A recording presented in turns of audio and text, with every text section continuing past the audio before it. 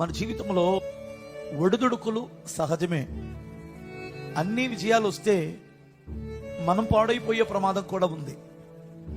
కొన్ని ఒడిదుడుకులలోనే మనం చాలా చాలా పాఠాలు నేర్చుకుంటాం.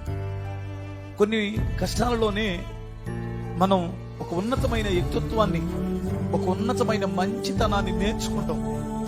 కొన్నిసార్లు మన దుడుకుతనం తగ్గించేది శ్రమలే, మన తొందరపాటును తగ్గించేది శ్రమలే.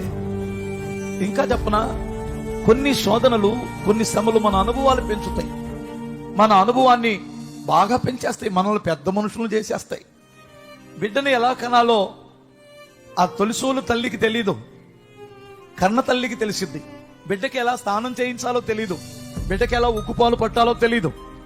ఈ తల్లి అన్ని అనుభవించింది కాబట్టి ఆ తల్లి వారికి ఒక గురువుగా మారిపోయింది, అనుభవాలు నేర్పిస్తుంది. యేసయ్య అనుభవాలు మనకు చాలా పాఠాలు